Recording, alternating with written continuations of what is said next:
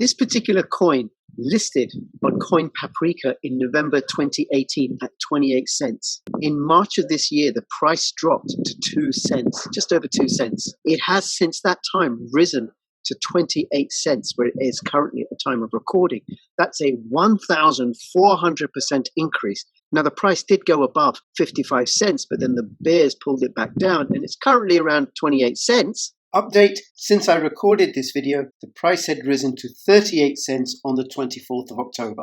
But if you look here on the weekly chart, you can see 1, 2, 3, 4, 5, 6, 7 green candles in a row on the weekly. This is looking very, very bullish and very, very positive. I'm glad that I've been in this project from the beginning, and it's not too late for you to find out what it is, and that's what I'm going to be talking about in this video. Hi everyone, I'm going to be doing a special promotion where I'm giving away some tube coins. Make sure you listen all the way through to the end so you can find out how.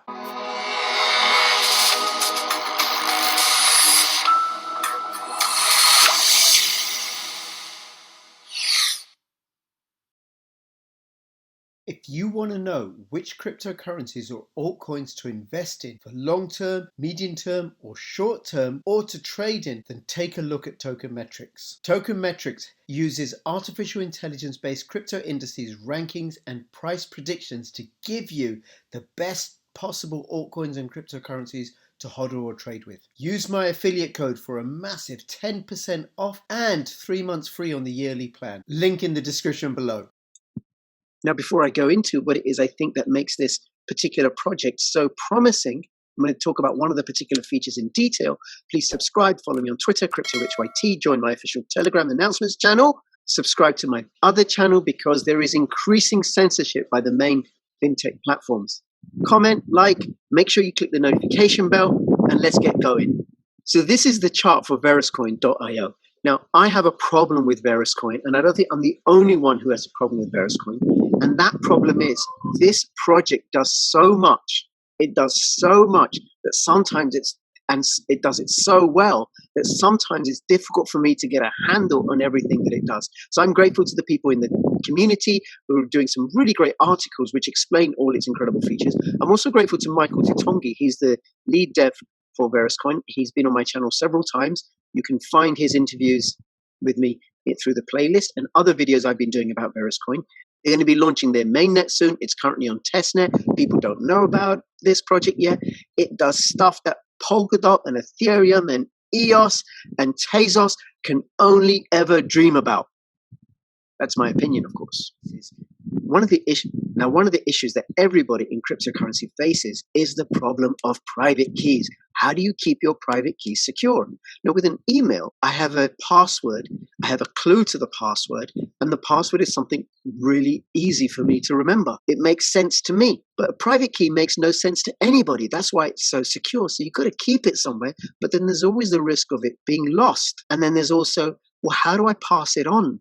How do I pass on the private keys to my wallets, to my successors, in a way that doesn't compromise the security of the private key? Varus Coin has an answer. Varus Coin has tamed the wildness of the private key without compromising the security and by adding additional features. Now, this is an article by Crypto Letters which talks about how Varus tames the wild private key, and it starts with a brief outline of Varus Coin. So Varus is an innovative, fast-moving cryptocurrency project that has already completed an enormous amount of work and has some truly mind-blowing stuff live on mainnet and in development right now.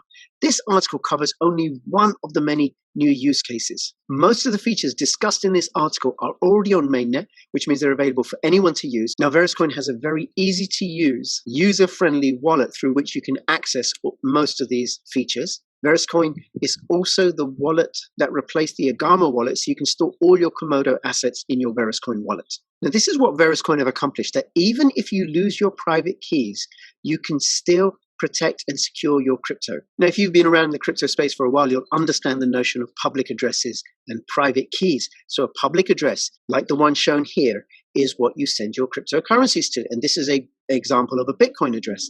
And this is an example of a public Ethereum address. It's a little bit like your email address. That's public. You share it with people, they send you email. However, to access the contents of that email account, you need the password. Well, in cryptocurrency, the analogy would be the private key. In order to access the contents of the public address of a cryptocurrency wallet, you need the private key. Now, this analogy falls down because if you lose your password to your email account, usually you can create a new password. You know, my main email account, I have a backup email account. If I lose the password to my main email account, I can restore it through the backup email account, which provided I can still access that. Not so with private keys. If I lose my private key to my Bitcoin wallet or my Ethereum wallet, that's it. There's no way of recovering. Crypto gone forever. It has happened to me. I don't recommend it. So it's really important to store your private keys safely and securely. Now, if you store them electronically, there's a risk that wherever you've stored them can get hacked or compromised in some way, perhaps privately by backdoors. But if you keep them on paper, there's a risk that you might lose the paper. Now, some estimates say that 3.7 million Bitcoin have already been lost due to people losing their private keys. So 3.7 million Bitcoin locked away that people can't access. That's it, gone, because you can't hack into a Bitcoin wallet once you've lost the private key. Can't get in. Now, one option is to keep your cryptocurrency on an exchange, because then you can access the exchange through your password, except then you're at the risk of the exchange getting hacked. And I've lost crypto when exchanges have got hacked. Plus, sometimes exchanges have exit scammed themselves. Gone. I've had crypto on BTCE, on Cryptsy, on Cryptopia.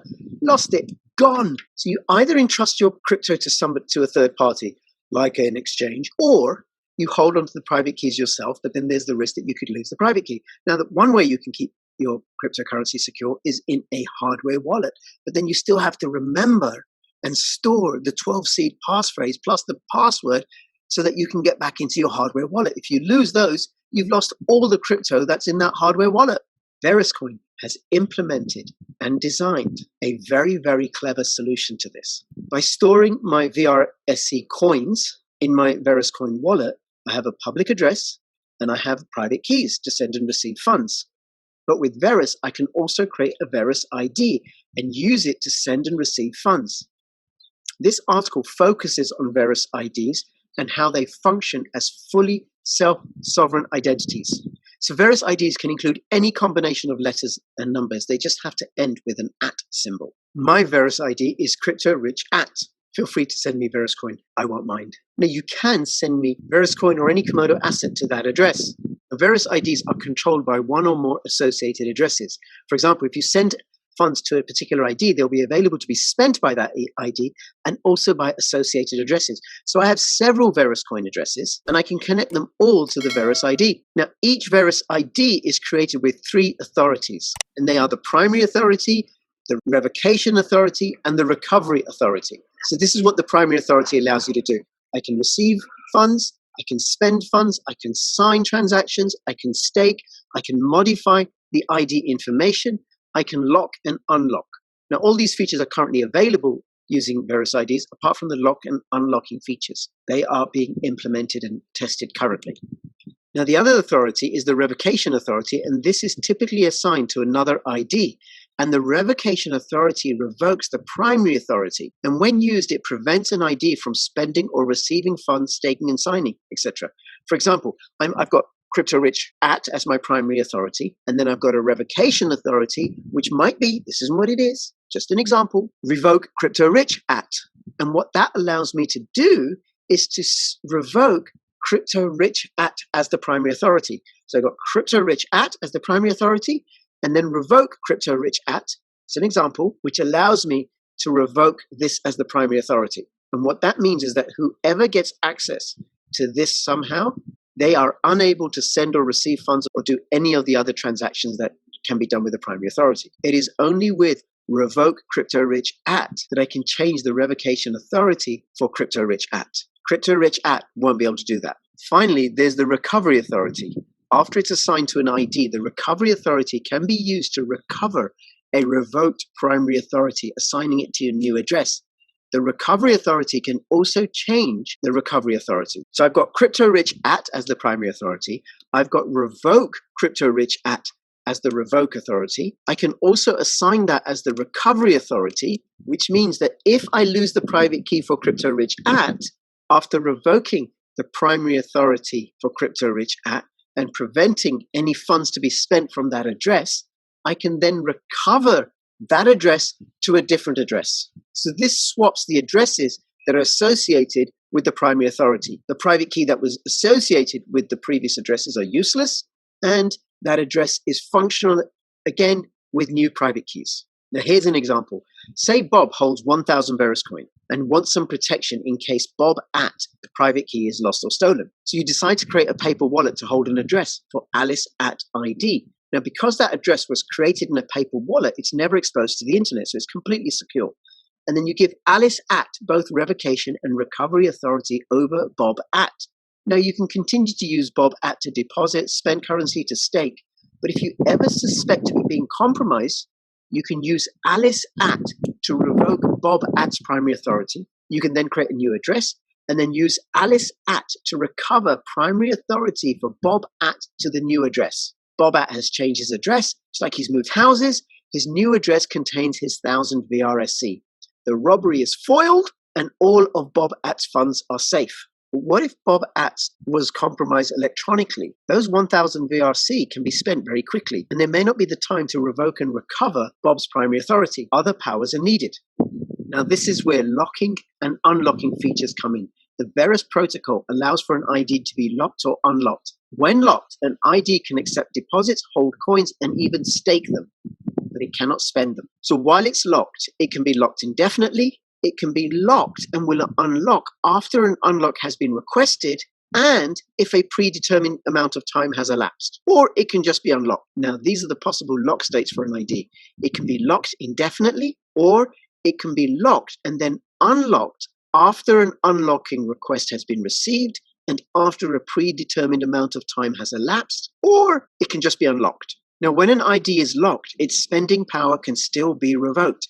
Revocation overrides locking. So consider this. Bob holds 1,000 VRC, but this time you can assign both revocation and recovery authority to the Alice at address.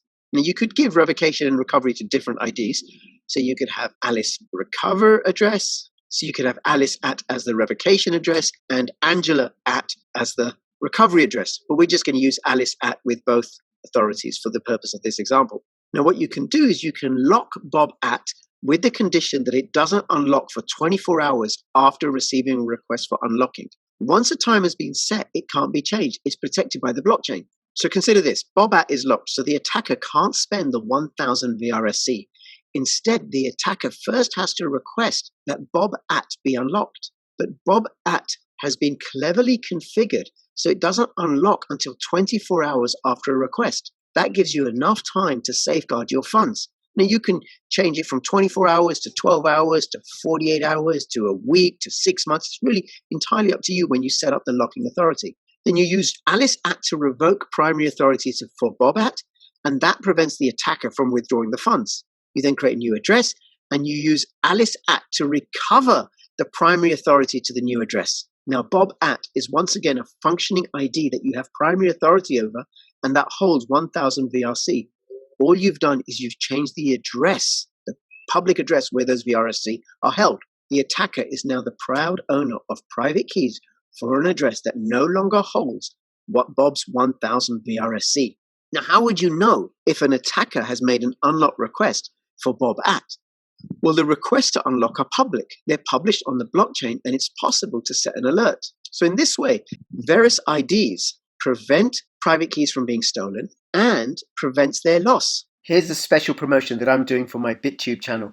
Subscribe to my channel on BitTube.tv and place your tube address as a comment to this video on BitTube.tv, and I will send out 100 tube coins to the first 10 people who comment with their tube address to this video and who are subscribed to my BitTube.tv channel. Here's how you protect against theft. Assign revocation and recovery authorities to an address that you can protect. For example, you might assign them to an address you created with a paper wallet. It won't be compromised electronically because it will never have been on the network. You then lock the ID that is on the network and you set a time period before it unlocks. If a request to unlock that ID appears on the blockchain, revoke the primary authority and recover it to a different ID. And to protect against losing an ID, if you lose the paper on which you wrote down your recovery and revocation ID, Varus can help with that too. First, you request an unlock on the ID that holds your funds. This is the one that your revocation and recovery ID was protecting. While you're waiting for the unlock, create 2 additional IDs, say Bobby at and Allison at. When the coins unlock, send them to one of the new IDs, for example, Bobby at. Then assign revocation and recovery for that ID to the other ID. So you'd assign revocation and recovery for Bobby at to Allison at. Your funds are now usable and protected again. Now, in the beginning, this may seem a difficult concept to grasp, but Varus Coin are working on a really simple, easy-to-use interface. Now, the notion of authorities is a new concept in blockchain, as far as I know. Now, users may not want to think about concepts like authorities. However, a user interface can provide instructions and clearly label controls that make authorities easy to use. The Varus community is already working on easy-to-use UI solutions. Now, this isn't all that Varus is doing. It's doing a whole lot more. So I recommend you go join the Telegram group or the Discord group, check it all out, get involved, ask questions, make sure you understand. One of the things they're working on is assigning the 3 authorities to multiple IDs. For example, 5 different IDs or 7 different IDs. And doing so can help with scenarios such as estate planning.